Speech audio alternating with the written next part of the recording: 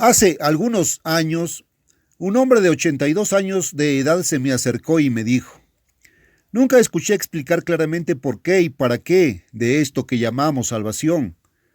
Nunca escuché que se explicara de tal manera que tenga sentido. Sabes, creo que hay mucha gente así, y hay mucha gente en todos los Estados Unidos, algunos de los cuales dan por sentado cierta receta de salvación, de la que han oído hablar. Tal vez algunos de ellos algo así como una superstición. Y hay muchos otros que simplemente se burlan y se burlan de todo esto, porque no parece tener sentido. Ahora, primero, antes de que pueda entender esto, ese es un tema bastante importante. Tenemos miles y miles de iglesias aquí en los Estados Unidos, y sin embargo, también tenemos miles y quizás millones de personas, unos pocos millones al menos, que nunca van a la iglesia. Nunca tocan la puerta de una iglesia. Usted les pregunta: ¿cuál es su religión? ¿O qué eres religiosamente? ¿O qué denominación?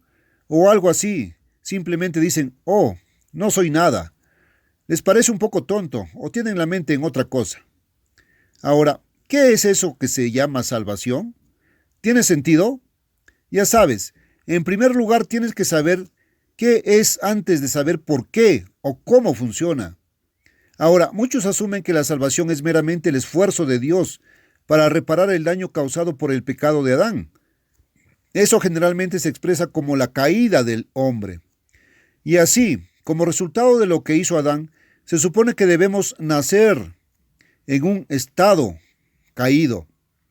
Y el esfuerzo de salvación de Dios es asumido por muchísimas personas. No creo que alguna vez lo analices muy profundamente, pero tienen la vaga idea de que el esfuerzo de Dios por salvar es el esfuerzo de Dios por hacer lo mejor que puede para restaurarnos a una condición tan buena como la de Adán antes de la caída. En otras palabras, Dios había completado su creación. Todo era perfecto. Miran atrás aquí, en el primer capítulo de Génesis, y en el primer versículo dice: en el principio creó Dios los cielos y la tierra. Y el último versículo de ese primer capítulo dice que Dios vio todo lo que había hecho y aquí que era muy bueno. Génesis 1:31. Y asumen que Dios había completado toda la creación y que ahora Él se había ido a hacer otra cosa. O es como el profesor emérito. Una vez hizo grandes cosas allá cuando creó la tierra, pero ahora está viejo y débil y ya no hace mucho. Al menos Dios no parece estar presente en las concepciones de las mayorías de las personas. Aunque, ya sabes, no pensamos en eso específicamente. No nos detenemos a sacar estas cosas y analizar lo que sí pensamos, lo que sí creemos. No nos detenemos a ponerlas y mirarlas y realmente nos detenemos a pensar en ellas o a investigar para ver si hay algo de verdad en lo que creemos, o si alguna vez lo hemos probado, o si tiene sentido, si hay alguna razón real para ello. ¿Puedes probarlo? ¿Puedes probar lo que crees? Saben, la mayoría de ustedes, mis amigos, creen solo lo que han oído y lo que han dado por sentado o lo que les han enseñado desde niños. Lo has aceptado de alguna manera, se ha metido en tu mente y ha sido recibido a través de tus oídos o a través de tus ojos o a través de uno de los 5 sentidos y ha encontrado alojamiento allí en tu mente. Y lo has aceptado, pero nunca te has detenido a analizarlo realmente. Nunca te detuviste a obtener todos los hechos y ver si podías probarlo sobre una base científica. Ahora, diré esto, amigos míos: si no pueden probar algunas de estas cosas y probarlas por los mismos métodos que llamaríamos métodos científicos, creo que no deberíamos tener mucho interés en ello. Ya sabes, la Biblia misma te dice en el 5º capítulo de Primera de Tesalonicenses: examinadlo todo. Primera de Tesalonicenses 5:21. Ahora, no hace excepciones. No dice prueba todo excepto la Biblia y simplemente tómalo con una fe crédula. No, dice prueba todas las cosas. ¿Cuántos de ustedes alguna vez se detienen a probar si la Biblia es la verdadera revelación inspirada al hombre por un creador, que es el Dios supremo que creó todo lo que es y tiene un conocimiento infinitamente más allá de todo lo que el hombre puede poseer y ha revelado su voluntad? y el conocimiento revelado a través de las Escrituras al hombre y que cada palabra de la Biblia es inspirada por ese Dios? Ahora, ¿usted cree eso? Bueno, algunos de ustedes lo hacen y algunos de ustedes no. Ahora, si usted ha sido educado en el mundo de la ciencia en lugar de en cierto mundo religioso, probablemente solo siempre le han enseñado que la Biblia no es la palabra de Dios y usted asume que no lo es y entonces la rechazas. Si ha sido educado en círculos eclesiásticos, círculos religiosos, probablemente suponga que la Biblia es la palabra de Dios, es decir, si ha sido educado en círculos eclesiásticos fundamentalistas. Pero, ¿alguna vez lo has probado? Y si eres un hombre de ciencia, si te has educado en el mundo de la ciencia, crees en probar cosas. Los hombres de ciencia tratan de ser muy cautos y muy cuidadosos, y su criterio parece ser que no aceptarán nada a menos que haya hecho prueba tras prueba, haya buscado prueba tras prueba y la hayan puesto a prueba. Ahora bien, ustedes, hombres del mundo de la ciencia, ¿han probado alguna vez que la Santa Biblia no es la palabra de Dios? No, no lo has hecho. Acabas de asumir que no lo era. Lo has tirado por la ventana, al aire libre sin pensarlo.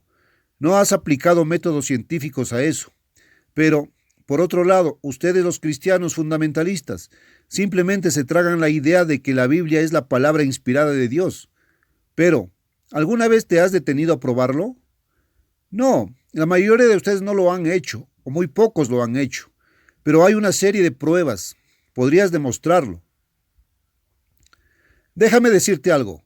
Cuando me desperté, puede llamarlo llamado de Dios, o si es escéptico, puede decir simplemente que mi mente se despertó con estas cosas. Como quiera, mi mente estaba realmente agitada con esta pregunta, y comencé a investigarlo y comencé a estudiar la Biblia para probar cierta cosa, más bien para refutar cierta cosa de hecho. Y pensé que sabía lo que decía la Biblia porque pensé que decía lo que todas las iglesias afirmaban que decía sobre cierta cosa que había surgido y que se había convertido en una discusión muy polémica y muy acalorada en mi hogar. Bueno, quería dejar el argumento de una vez por todas, así que dije, no puedes decirme que todas estas iglesias pueden estar equivocadas, y sé que la Biblia dice lo que todas dicen, y esto voy a buscar para probarlo. Y así, eso me inició. Fue un desafío, empecé a estudiar la Biblia, empecé a estudiar historia, empecé a estudiar ciencias, empecé a investigar estas cosas. Ahora, una de las primeras cosas que tuve que probar en ese estudio fue si hay un Dios. Empecé a preguntarme, ahora no nos engañemos con estas cosas. No supongamos, no demos las cosas por sentadas. Vaya, cuando yo era uno de mis primeros trabajos en una revista nacional, creo que tenía unos 20 años y mi superior inmediato, el jefe de mi departamento en esa revista, me llamó un día y me dijo, Herbert, déjame decirte algo. Tienes un defecto muy grave. Dije, ¿qué es eso? Bueno, dijo, simplemente da las cosas por sentadas. No te detienes a probar, simplemente asumes. Estás dando muchas cosas por sentadas. Él dijo, en esta revista no podemos hacer eso. Tuve que pedirle que explicara lo que quería decir. Al principio no pareció entenderlo. Finalmente, me hizo ver que solo estaba creyendo lo que había escuchado, asumiendo lo que suponía o había leído o oído y que realmente debía poner estas cosas a prueba. Entonces, eso me despertó. Bueno, fue años después de eso que me metí en este estudio de la Biblia. Ahora dije, ¿cómo sé que la Biblia misma tiene alguna autoridad? ¿Hay algún Dios detrás de ella en primer lugar? ¿Podemos probar científicamente si Dios existe? Bueno, fui a una prueba de eso y un poco más tarde un comunista que era un ateo declarado fue traído a mi oficina. Le había dicho a un amigo, me gustaría conocer a ese hombre. Lo convertiría en un mono.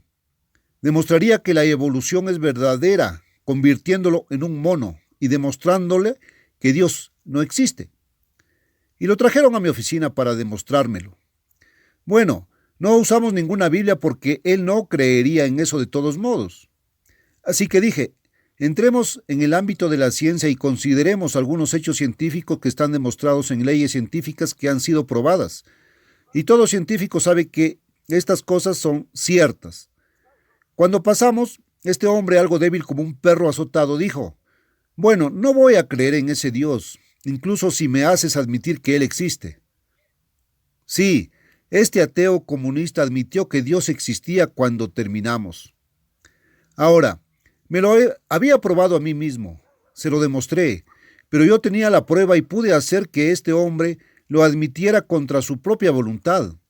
Por supuesto, todavía estaba desafiante, le dije: ese es tu derecho y privilegio si quieres aceptar a este Dios, u obedecerlo o cualquier cosa por el estilo. Pero has admitido que Él existe. Ahora sabes que hay un Dios. Bueno, tuve que probarme a mí mismo si podía creer en la Biblia cuando la leía o no. Habiendo probado a mi satisfacción, y lo he probado a la satisfacción de muchos otros, que hay un Dios, lo siguiente fue: ¿es la Biblia su palabra inspirada? Ahora bien, no lo asumí, amigos míos, no lo daría por sentado, lo probé. Hay muchas líneas de prueba y una de ellas es la profecía cumplida. Y ese es uno. Déjame decirte que ningún agnóstico, ningún ateo, ningún escéptico ha tratado de refutar jamás. No pueden hacerlo. Hay una gran cantidad de profecía que tenía la intención de cumplirse antes de este tiempo y se ha cumplido. Cientos de años, incluso miles de años después de que se escribió la profecía. Y permanece allí como una prueba viviente y un atrevido desafío para los escépticos, en cuanto a si un hombre escribió una profecía allá atrás y pudo cumplirla, o si un Dios lo hizo. Y si la Biblia es esa palabra y si esta palabra permanece. Hay una gran cantidad de profecías que se cumplen. Grandes ciudades que eran las grandes urbes, metrópolis en equipo allá atrás, tan grandes en el mundo de ese día como lo son Nueva York y Londres y París en el mundo de hoy. Algunas de ellas en la Biblia. ¿Lo escribió un hombre o lo escribió Dios? Él dijo: esta ciudad será destruida y nunca más será reconstruida. Será una ruina desolada y ningún hombre habitará jamás donde está esta ciudad. Y otras ciudades, él dijo, continuarán, pero van a ser invadidas y van a cambiar de manos, y van a ser un pueblo sujeto, o van a ser muy disminuidos. Y en todos los casos sucedió exactamente como quien quiera, o lo que sea que estaba escribiendo esto en esta palabra, que lo dijo cientos y miles de años antes de que sucediera. Ahora, hay muchas profecías aún por cumplirse. ¿Puedes creerlas? Bueno, si no crees lo que ya sucedió, no creo que lo hagas. Ahora, muy pocas personas se propusieron probar realmente estas cosas, y la mayoría de la gente piensa que esto que llamamos salvación es solo el esfuerzo más bien débil y lamentable de Dios para restaurar el daño causado por lo que llamamos la caída del hombre, y para hacernos tan bueno como era Adán antes de caer. Muy pocas personas saben lo que es la salvación. Podría leerlo aquí si leyera el primer capítulo de Génesis. Está explicado aquí mismo. Dijo Dios: produzca la tierra seres vivientes según su especie, bestias y serpientes, y animales de la tierra según su especie, y fue así. Génesis 1:24. Y sigue siendo así hoy. Usted sabe que cuando una vaca tiene un ternero, es del mismo tipo. Es como su padre y su madre, y es la familia de las vacas, si la llaman familia. Y no importa lo que sea, todos los brutos tontos que dan a luz según su especie. Y no hay ningún eslabón perdido, y no hay evidencia científica de que alguno haya cambiado alguna vez de un tipo a otro o haya cerrado la brecha de una especie a otra. Hay una teoría al respecto, pero no hay pruebas. Absolutamente ninguna. Entonces, Dios hizo animales de la tierra según su especie, los ganados según su especie, y todo animal que se arrastra sobre la tierra según su especie. Y vio Dios que era bueno. Génesis 1:25. Y continúa hasta el día de hoy la misma forma, la misma imagen, la misma semejanza, cada uno. Los gatos tienen pequeños gatitos, crecen para ser gatos. Un caballo tiene un pollino, crece para ser un caballo. Lo mismo en todo el camino. Y entonces dijo Dios: hagamos al hombre a nuestra imagen conforme a nuestra semejanza. Génesis 1:26. En otras palabras, la palabra para Dios allí es Elohim, y es un sustantivo plural. Significa más de una persona. Es una palabra como la palabra familia. Una familia pero compuesta de 2, 3, 10, 12 miembros, o el número que sea de personas, formando una sola familia. Una iglesia, como leemos en la Biblia, se explica, veamos, 1 Corintios, capítulo 12. Muchos miembros, pero un solo cuerpo. Es una sola iglesia, no son muchas iglesias, solo una iglesia donde algunos de nosotros hoy, en este día y época, parecemos pensar que hay muchas iglesias y que Dios está todo dividido. Dios se tiene dividido a sí mismo por aquí y que todos son, uno es tan bueno como el otro. Solo únete a la iglesia de tu elección. Escuchamos mucho de eso. Pero en la Biblia lees acerca de una iglesia. Tampoco se lee de una iglesia dividida en muchas sectas, denominaciones o divisiones diferentes. Solo una iglesia es todo lo que usted lee en la Biblia ahora, muchos miembros. Sin embargo, y en la oración de Jesucristo en la Biblia, si lo cree, Jesús oró para que la iglesia fuera una de la misma manera que Él y el Padre son un solo Dios. Estaba orando al Padre. Dijo que era uno con Dios. Dijeron que Él blasfemó. Los fariseos lo dijeron, porque Él mismo se hizo Dios. Juan 10, 33 al 36. Bueno, lo citó en los Salmos, que ustedes dicen que son dioses. Salmo 82, 6, donde los seres humanos habían sido llamados dioses. Él dice, ¿tú dices que blasfemo cuando me hago a mí mismo Dios? Dijo que era un hijo de Dios. Si Él es el hijo de Dios, entonces Él era Dios. Un hijo de un ser humano es un ser humano, no un perro, un gato o una vaca, mis amigos. Tú lo sabes. Pero sabes, cuando llegamos a este tema de la religión en la Biblia, tenemos mucha superstición y muchas cosas que no tienen sentido, y simplemente no podemos creer la verdad. Ahora, Elohim es un Dios, pero incluye a más de una persona. Y entonces dijo Dios, hagamos más de una persona. Hagamos al hombre a nuestra imagen, Génesis 1:26. Como nosotros, y para que aquel que es engendrado y nacido de nosotros crezca para ser como nosotros, como Dios. Ahí está el propósito mismo de Dios, mis amigos, reproducirse a sí mismo. Ahora bien, Adán solo fue hecho del polvo de la tierra. Se lee en el 2 capítulo de Génesis y el versículo 7. El eterno Dios formó al hombre del polvo de la tierra. Génesis 2:7. No de espíritu. Formó al hombre del polvo de la tierra. Y luego, si abren aquí en su Nuevo Testamento en 1 Corintios el capítulo 15, leen acerca de ese primer hombre que fue hecho del polvo de la tierra. Está escrito que el primer Adán, el primer hombre Adán, fue hecho alma viviente. 1 Corintios 15:45. La palabra hebrea para eso es Nefesh. Y todos los animales también se llaman Nefesh.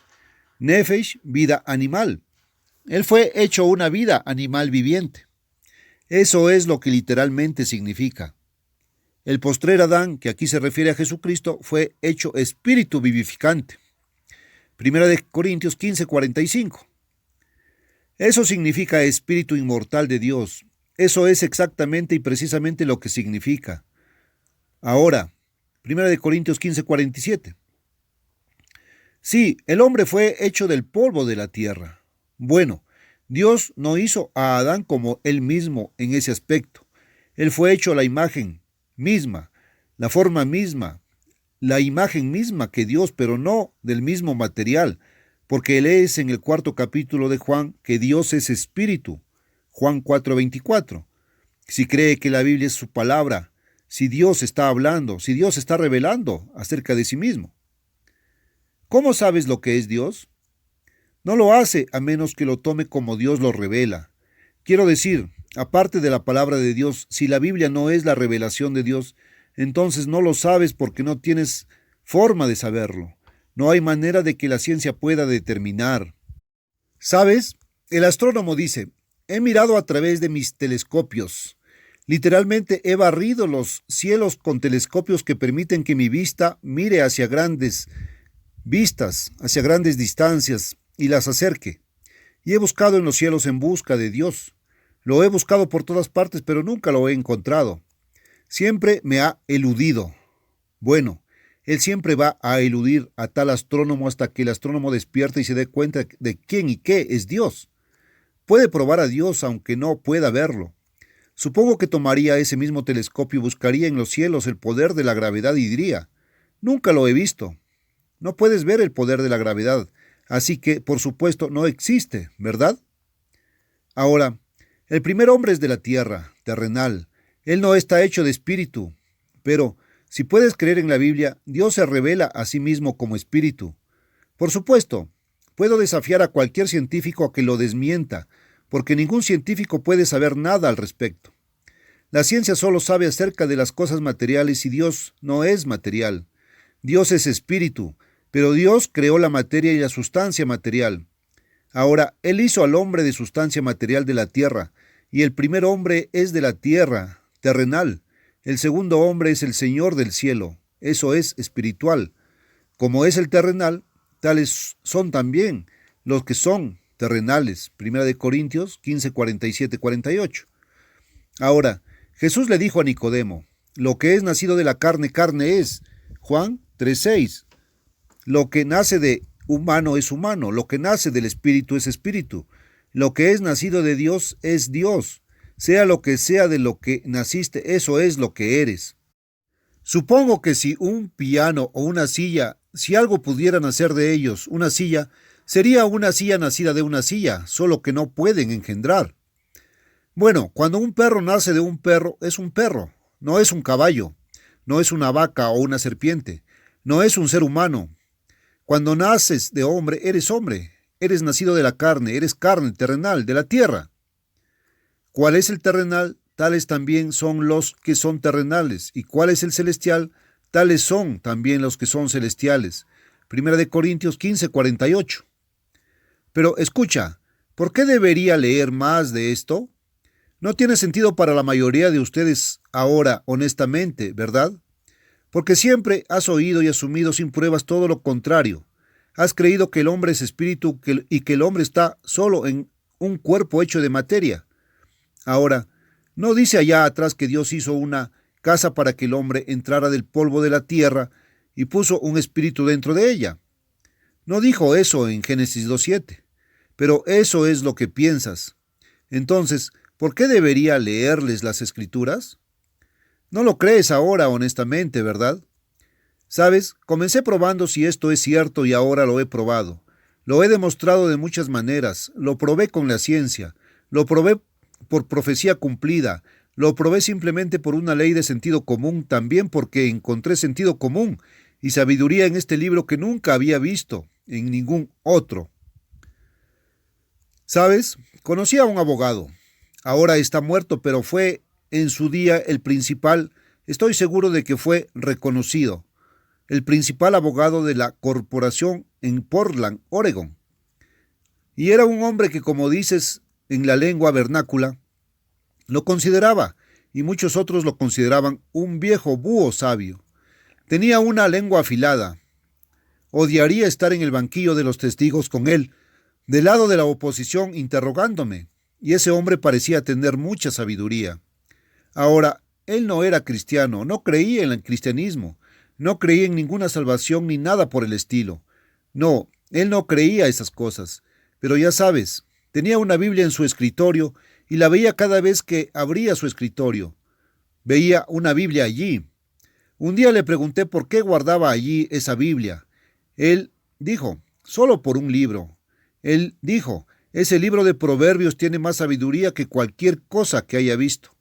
Leí ese libro de Proverbios. Él dijo, ocasionalmente leo en otras porciones. Encuentro mucha sabiduría en ellas, más sabiduría en la Biblia que en cualquier otro libro que se haya escrito. Sí, incluso Elbert Hubbard, con toda su jactancia de su sabiduría, nunca podría haber afirmado que tenía. Bueno, creo que lo habría afirmado. Conocí a Elbert Hubbard. Lo conocía lo suficientemente bien como para creer que podría haberlo reclamado. Nunca le hice esa pregunta, pero probablemente habría afirmado que tenía más sabiduría que Salomón. Pero no lo hizo. ¿Ya ves? Salomón sabía algunas cosas acerca de las cosas espirituales. Elbert Hubbard no lo hizo. Tenía mucha sabiduría sobre las cosas naturales en este mundo y todo ese tipo de cosas, pero eso era todo.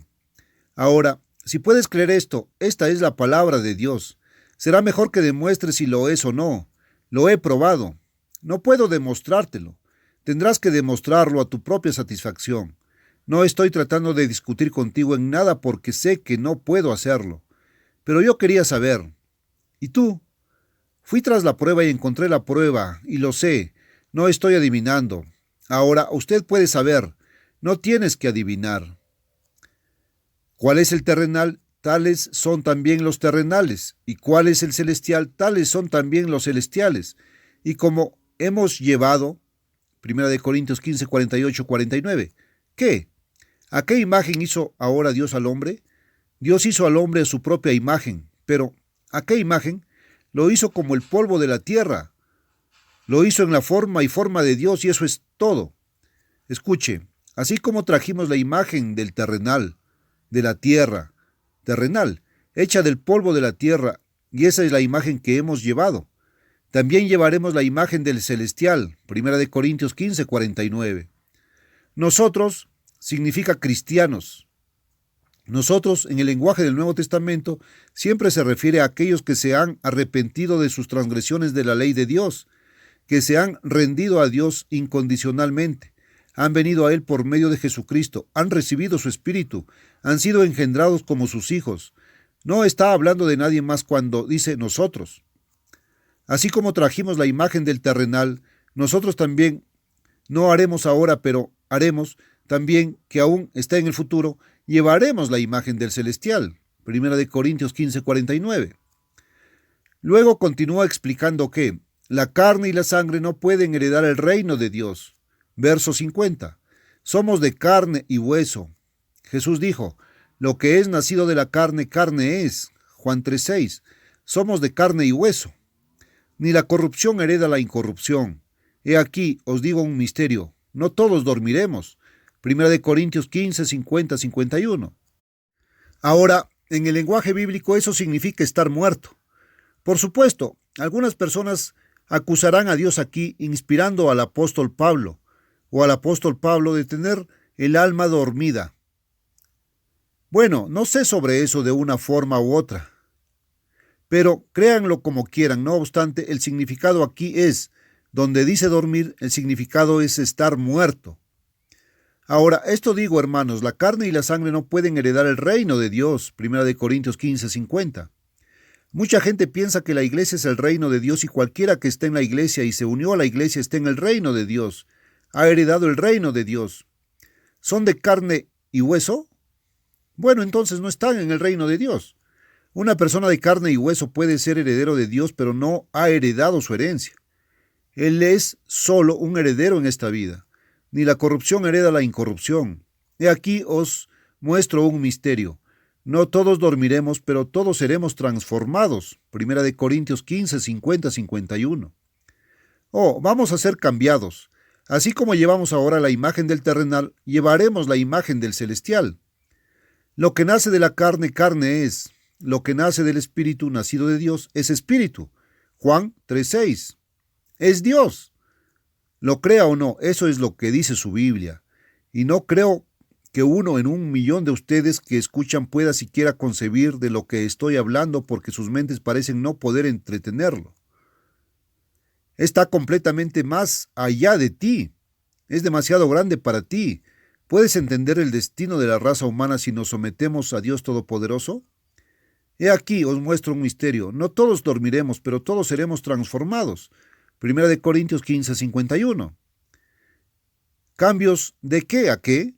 De ser terrenal, de la tierra, a ser celestial, de lo celestial, de la materia mortal al espíritu divino, eterno e inmortal, del hombre, de la humanidad a Dios, a la divinidad. ¿Es eso demasiado grande para ustedes, mis amigos? Eso es lo que dice su Biblia. En un momento, en un abrir y cerrar de ojos, a la final trompeta, va a suceder este cambio, va a tener lugar, porque los muertos serán resucitados incorruptibles, es decir, inmortales, Y nosotros, si estamos vivos en el tiempo de la segunda venida de Cristo, seremos transformados, porque es necesario que esto corruptible se vista de incorrupción, medios corruptibles hechos de materia sujeta a cambio, pudrición, descomposición. Y esto mortal, que somos ahora, debe revertirse de inmortalidad. Eso es en el cambio.